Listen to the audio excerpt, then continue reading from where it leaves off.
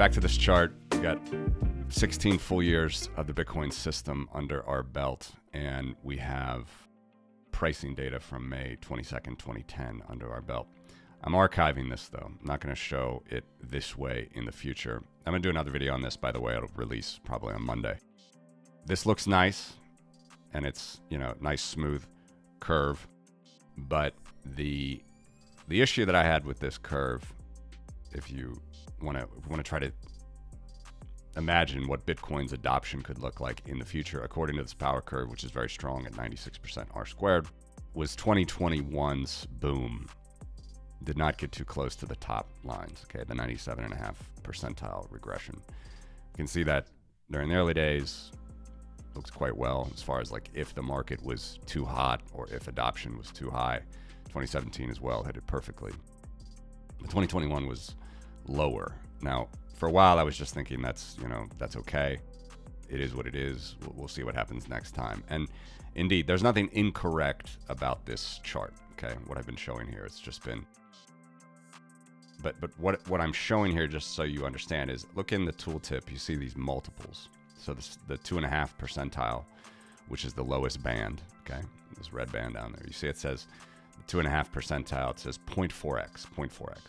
What does that mean? It says if I take the all-time trend and I look at all the times that the price was 0.4x of the trend line itself, that would be a 2.5 percentile event. So only 2.5% of observations would be below that level. Okay, so it's totally fine way to look at it. You can see it caught the bottom here in 2023, and this is a fine way to do it. But it didn't look so good on the top side. I wanted to try to look at another way to maybe tighten this curve, but also keep the multiple. So again, on the top side, you see that the multiple there is 6.3x. 6.3x is the 97.5 percentile. So all observations below that top red line, all right, are going to represent 97.5% of observations. So 97.5% of observations of the price divided by the multiple, divided by the trend line, the price at any time divided by the trend line will be below a multiple of 6.3x. 6.3x, okay? So just pick any point here.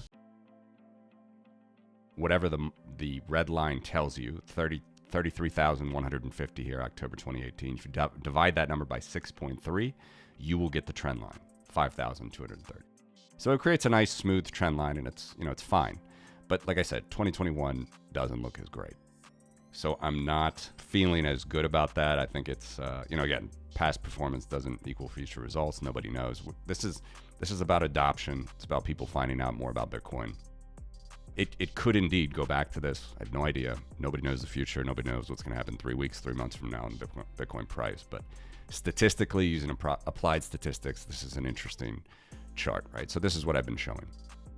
But at least for the foreseeable future, I'm going to tighten these bands. I'm going to make them a little bit closer together using another method. And that's what I'm going to describe right now. So I'm going to go to this chart now.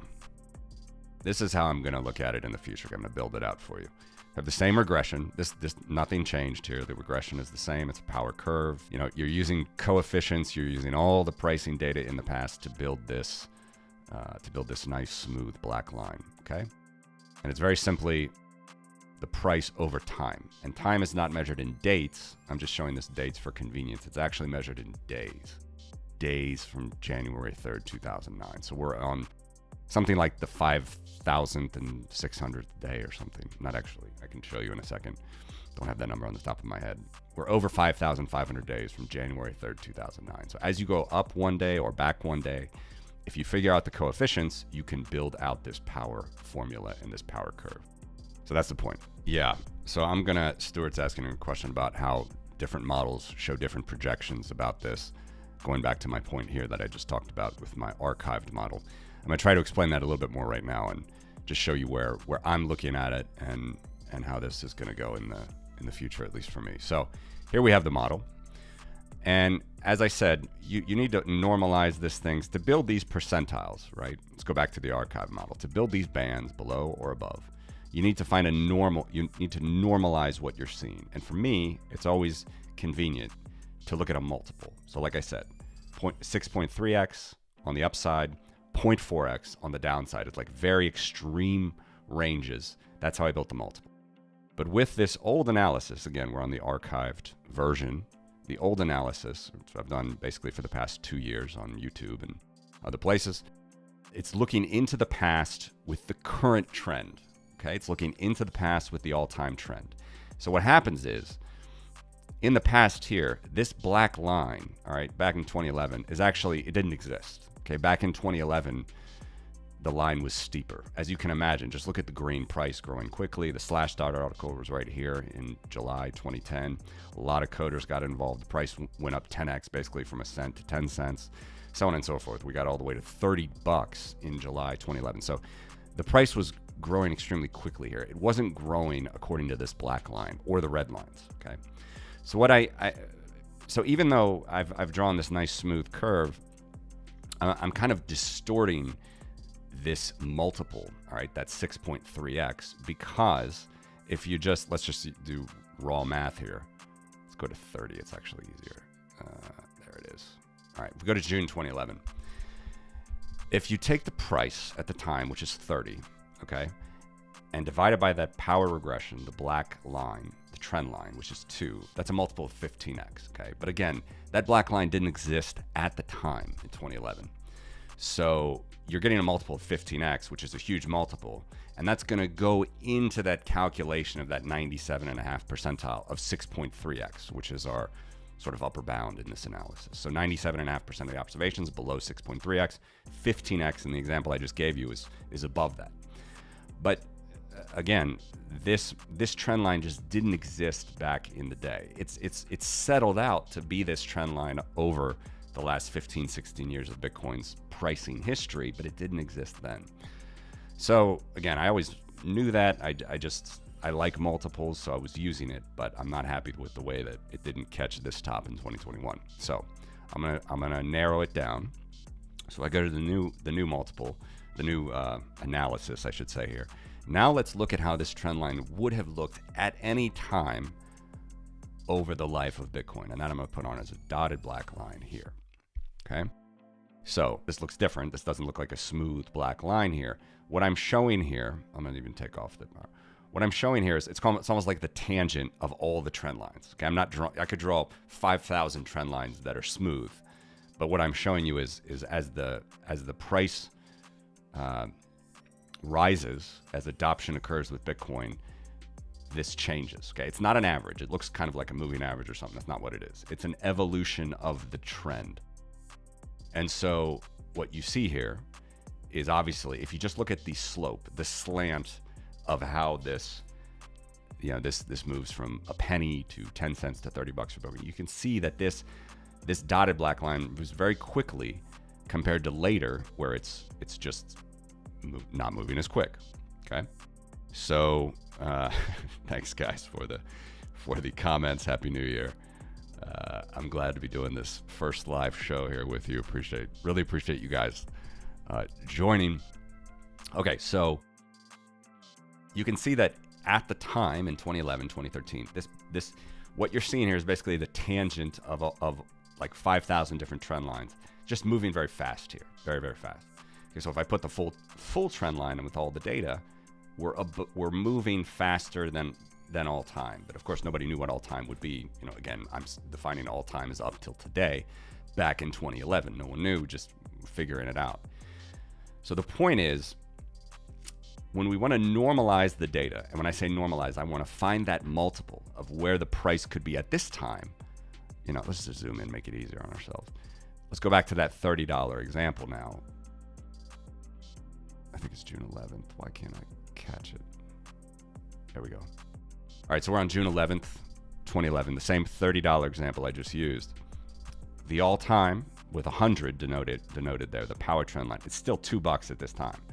But really what was happening as people were trying to figure out Bitcoin and as it was evolving was the evolving trend line is actually better to use, and it's $5 there.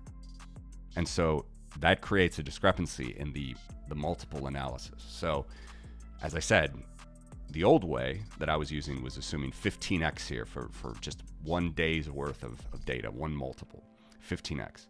Really, I should have been using 6x.